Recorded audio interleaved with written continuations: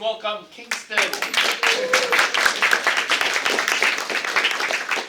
Okay, so for my Zenith, shout out to Mr. Cho. He really wanted me to continue my Maya keyframing journey. So, main idea, create a short fight sequence using Maya keyframing. So what is keyframing in Maya? So keyframing in Maya is positioning your model into a position that you can follow through with the animation. So in the bottom here, this is my timeline, right? And then with this timeline, you can see the keys, which is red. And then pretty much the program is moving the model into the position for you, so it's a lot easier in Maya to animate. So it's like you don't have to do, like if you were to do 2D, frame by frame, by drawing by hand, which takes ridiculous amount of time. So like 3D, you can like save a lot of time by animating like this. This is the graph up here, which just shows you like the translations of like your object.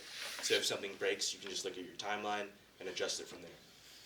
And then here's some more examples. Like this would be a walking cycle. I don't have the video for it, but pretty much you just look at the keys, see the position it's in, and then the program moves it for you.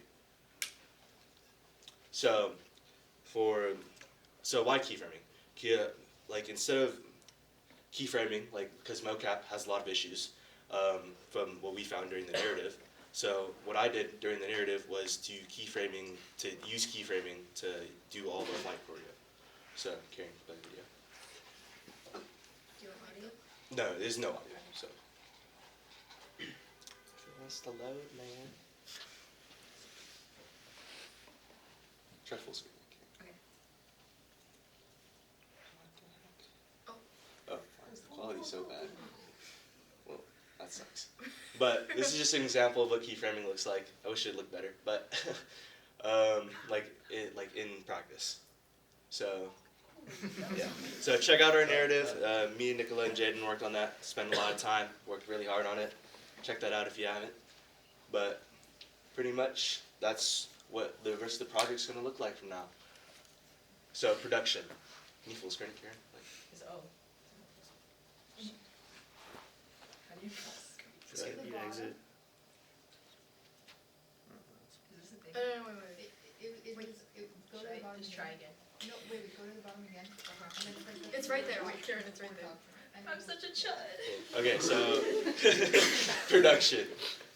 So first I started off with finding models. This was like a free 3D website called Sketchfab where you can just find a bunch of models for free, and like as long as it's like free use by the creator, like and there isn't issues with it, you can just download it and start using it.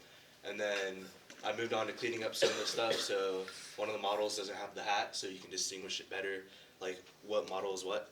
And then you move on to rigging, which Maya has this quick rig feature, which you just click on the mesh, and then you press quick rig, and then it automatically makes a skeleton for you, which pretty much just allows you to move the model like an actual like animation. Right? So the next step is actually animating. So these are some of my scenes, right? You got the graph, it looks all funny. Yeah, and then animating, this took probably around like 99% of the time I was working on the Zenith. It's a lot of work.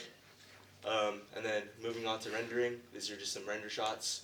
So pretty much when you render out in Maya, it takes all the individual frames and puts it in a folder, and then you have the sequence in Premiere or After Effects.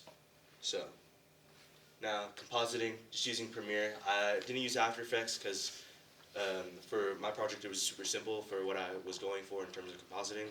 I didn't want to focus on compositing so much, more of just focusing on the animation. So here's my final production. If it wants to come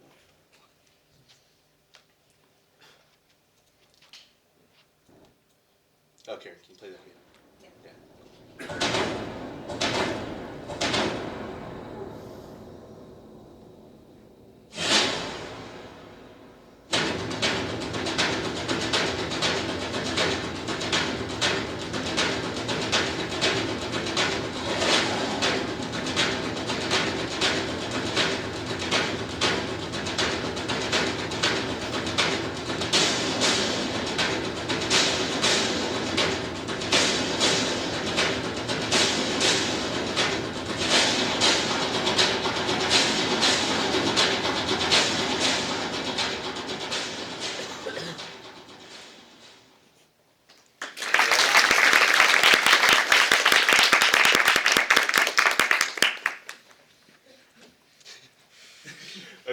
So that was my final production. Some of my reflections from this project was definitely like, I think just to find overall better models, because I don't think it necessarily was the model's issue. It was just the quick rig feature in Maya, which like sometimes the model, like the rig would just break, and then I would have to like make a new scene and then just import like the original models into it and re-rig them, because it would just break. And then like one of the sequences like that I did, like it would like I don't know if you guys know what like the invincible wobble edit thing is. It would literally turn into that, and then I would get mad, and then and then I would just start. And I had to start the new scene. So like sometimes like especially like I don't know if like some of you caught it, but like the hand would clip into the hat, and like I couldn't fix it because the model, like the rig would just break, and then I was just annoyed. So that's some of my reflections. And then honestly, I wouldn't do back-to-back like similar scenes, because this was like a fight scene, and then like the narrative was basically not the same thing, but just same thing, just different choreo. But I had to come up with like most of the choreo for like both of these scenes, so it's just really like annoying, and like I wouldn't do back-to-back because I just got really bored towards the end of my Zenith. So if I had to choose a different like project, it'd probably be like animating something else besides a fight scene. But yeah, that's my reflection on this project. And then questions?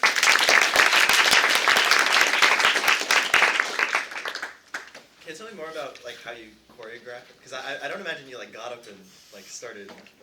Yeah, I got up and started doing that for like some of it. I feel like a lot of it like, well, because like a lot of it I carried on from the narrative project, because it was a similar like fight kind of thing, right? So I just took the motions that I already knew and like implemented into the final production. So yeah. I would want to just give some advice. Generally for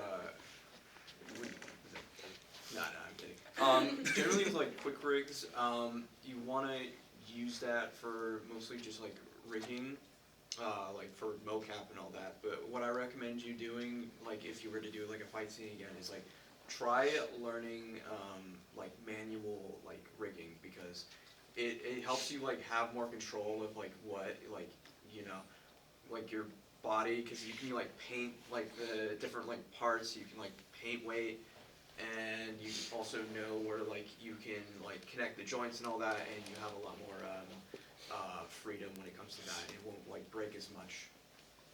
Yeah, definitely. Miss P. Where did you get the percussion music? It was wonderful. I loved it. I think I found it on YouTube somewhere. Really? Yeah, it was like free. Like I was just looking for like cool battle music. So Anna. I don't know if I missed it, but what inspired like the design of the characters? Well, so initially, like, I was just scrolling through Sketchfab, trying to find, like, models to use, and then I ended up finding, like, where is it? This model, which pretty much had, like, it used to have a sword on it, but I deleted it. But, pretty much I just needed a humanoid model, because every time I would rig, like, this other character I found, it just wouldn't turn out great. So, but using, like, a humanoid model, like the skeleton, like, attached pretty nicely to it. So, yeah. All right, thank you very much.